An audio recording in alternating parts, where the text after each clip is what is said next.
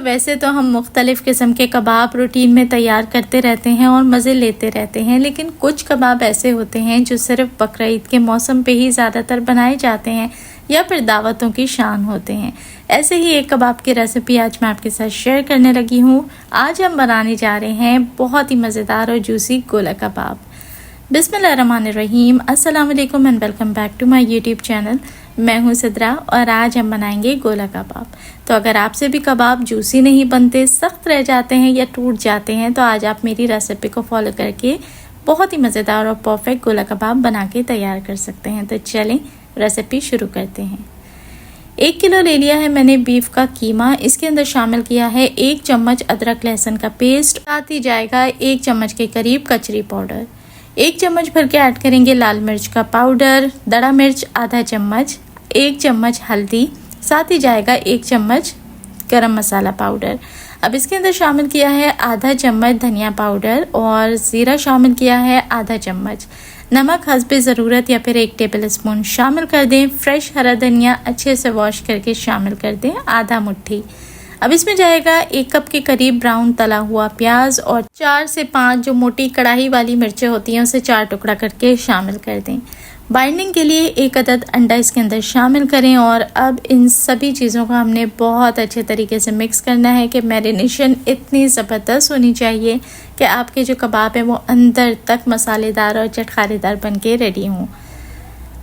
अगर आपके पास कचरी पाउडर या गोश्त गलाने का पाउडर मौजूद नहीं तो आप कच्चा पपीते का जो पेस्ट होता है वो भी इसके अंदर शामिल कर सकते हैं। उससे भी बहुत ही बेहतरीन और मक्खन जैसी गलावट आ जाती है। और अगर आप पपीते की पेस्ट बनाकर स्टोर करने की परफेक्ट रेसिपी ढूंढ रहे हैं तो कुछ ही दिनों पहले मैंने अपने चैनल पर शेयर की हुई है।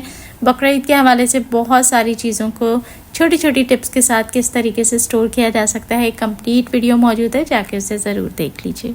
चलें जी, अच्छे तरीके से आपने मिक्स करना है और यहाँ एक बात का ख्याल रखना है कि जो कीमा आपने लेना है वो मुकम्मल तौर पे खुश्क होना चाहिए। चाहे मशीन का हो या फिर हाथ का कीमा हो, लेकिन ड्राई होना चाहिए। और अगर आपने धोया है कीमे को तो उसे छन्नी में डाल के 1 से 1.5 घंटे के लिए छोड़ दें ताकि उसका सारा एक्सेस पानी निकल जाए। चलें जी, बाइंडिंग के लिए इसमें 1 से 2 चीज़ें मज़ीद जाती हैं। तो 2 ब्रेड के स्लाइसेस को पानी में अच्छे से डिप करें और फिर अच्छे तरीके से उसका जो एक्सेस पानी है वो आपने निचोड़ लेना है। याद रहे कि ब्रेड के अंदर भी पानी नहीं होना चाहिए। जब हम सीख कबाब या गोला कबाब बनाते हैं तो ये इतनी स्पेशल रेसिपीज़ होती हैं कि मोस्टली इसको हम सीखों पर ही बनाते हैं। ये रूटीन में घर में शॉर्टकट तरीके हैं जिनके थ्रू हम बना लेते हैं, लेकिन असल जो इसकी रेसिपी है उसमें क्या होता है कि इसको सीख के ऊपर बनाया जाता है। और सीख पे अगर आप चाहते हैं कि कबाब या बोटी अच्छे से टिकी रहे तो उसके अंदर एक्स्ट्रा बिल्कुल भी पानी नहीं होना चाहिए। ये की टिप्स हैं हर किस्म के बारबेक्यू या कबाब की, जो कि लाजमी फॉलो की जाएं तो बेहतरीन कबाब बन के रेडी होते हैं। तो रेस्टोरेंट से जो हम सीख कबाब या गोला कबाब खाते हैं वो इतनी शाइनी और ग्लॉसी कैसे होते हैं, इतने नरम और जूसी कैसे होते हैं, आज वो सारी टिप्स भी इंशाल्लाह आपके साथ शेयर करूंगी, तो वीडियो को मुकम्मल देखें। और अब ये जो ब्रेड हमने पानी निचोड़ के रखी थी ये कीमे के अंदर शामिल कर दें। अब हमने क्या करना है कि ये सारा जो कीमा है ये चॉपर में शामिल कर देना है और अच्छे तरीके से इसको चॉप कर लेना है ताकि जो कीमे का दाना है वो बिल्कुल ख़त्म हो जाए और कीमा बिल्कुल मक्खन की तरह सॉफ्ट हो जाए और एकदम मुलायम हो जाए, रेशेदार हो जाए, जिससे हम बहुत ही नरम और मुलायम से गोला कबाब तैयार कर सकें। तो चलें अब इसे चॉपर में अच्छे से हम पीस लेंगे। और जिन लोगों के पास चॉपर की सहूलत मौजूद नहीं है वो ये काम सिलबट्टे के ऊपर भी कर सकते हैं। उसमें भी गोश्त बहुत अच्छे तरीके से पिस जाता है और बेहतरीन कबाब बन के रेडी होते हैं। चलें जी, चॉपर खोल लेते हैं और यहाँ देखें जो कीमा है वो बेहतरीन फाइन हो चुका है जैसा कि हम चाहते थे। अब ये जो सारा कीमा है ये हमने उसी बर्तन के अंदर, उसी बोल के अंदर निकाल लेना है। और अब इसके अंदर चंद चीज़ें हमने मज़ीद शामिल करनी है ताकि मक्खन की तरह नरम जो गोला कबाब हम रेस्टोरेंट से लेके खाते हैं वही सीक्रेट आप घर पे भी फॉलो कर सकें। चलें जी, अब इसमें हमने क्या करना है, जो 2 से 3 चीज़ें हमने ऐड करनी है जिससे जो कबाब हैं वो बहुत ही सॉफ्ट बनेंगे, वो इस स्टेज पे हमने शामिल करनी है। तो यहाँ आपने शामिल करना है दही, 2 टेबल स्पून के करीब बड़े वाला भर के, और दही जो है वो उसके अंदर भी पानी नहीं होना चाहिए। और हमने इसके अंदर तकरीबन 1 चुटकी या फिर 1/4 टेबल स्पून यानी जो 1/4 चम्मच होता है वो इसके अंदर हमने सोडा शामिल करना है। खाने वाला जो सोडा होता है वो इसके अंदर शामिल कर दें। और सोडा कौन सा लेना है वो भी मैंने आपको दिखा दिया है। बहुत सारे लोगों को सोडे में कन्फ्यूजन होती है, तो बेकिंग पाउडर हमने इसके अंदर शामिल नहीं करना। अब यहाँ पर एक और स्टेप बहुत ही इम्पॉर्टेंट होता है जो अक्सर लोग नहीं करते, और कहने को वो सिर्फ एक स्टेप होता है, अगर आप ना करें तो लगता है कि कोई फ़र्क नहीं पड़ेगा, लेकिन इससे अगर आप करेंगे तो आपके कबाब बहुत ही मुलायम बनेंगे और लाजमी फ़र्क पड़ता है। वो ये कि आपने दही और सोडा ऐड करने के बाद जिस तरीके से आटा गूंदा जाता है ना, सेम उसी तरीके से आपने इस कीमे को बाकायदा तौर पे गूंदना है 1 से 2 मिनट तक। इससे क्या होगा कि एक तो सब चीज़ें बहुत अच्छे से वेल कंबाइन हो जाएंगी, मिक्स हो जाएंगी, और दूसरी बात ये कि इतना अच्छे से ये कीमा गूंद जाएगा कि फिर जो कबाब इसमें से बन के तैयार होंगे वो बहुत ही सॉफ्ट होते हैं।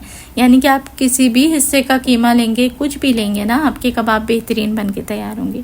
अब यहाँ से मेरी गारंटी है कि ना ही आपके कबाब सख्त होंगे, ना ही रूखे सूखे होंगे, ना ही सुकड़ेंगे, और ना ही ऐसा होगा कि आपके कबाब जो है वो टूट जाएंगे।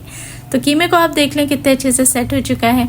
अब हमने इसको रेस्टोरेंट लुक देने के लिए इसके अंदर बिल्कुल देनी है कोयले की धुनी। जी हाँ, कोयला लगाएं इस पे गरम गरम, और अच्छे से धुनी दे के कवर कर दें ताकि रेस्टोरेंट वाली खुशबू आपके घर के कबाबों में भी आ जाए, और जब भी आप मेहमानों को सर्व करें तो वो खा के आपसे इसकी रेसिपी लाजमी पूछेंगे, क्योंकि उनको मिलेगा बिल्कुल रेस्टोरेंट वाला जायका। चलें एक बार फिर से ज़रा से अच्छे से नीट कर लेते हैं, और उसके बाद हम इसके गोला कबाब बनाने की तैयारी करते हैं। अगर तो आपके घर में सीखें मौजूद हैं तो बहुत ही आसानी के साथ आप सीखों के ऊपर गोला कबाब को पिरो के उसकी प्रॉपर शेप और साइज़ दे सकते हैं। अगर तो मौजूद नहीं है तो मेरे पास ये चॉपस्टिक मौजूद है। इसका जो ऊपर वाला हिस्सा है वो काफ़ी चौड़ा है, उस पर मैं रख के आराम से गोला कबाब बना के रेडी कर लूँगी। और जिन लोगों के घरों में चॉपस्टिक मौजूद नहीं है वो क्या क्या टिप्स ले सकते हैं। पेंसिल हर एक के घर में मौजूद होती है, अल्हम्दुलिल्लाह पढ़ने लिखने वाले बच्चे सबके घर में होते हैं।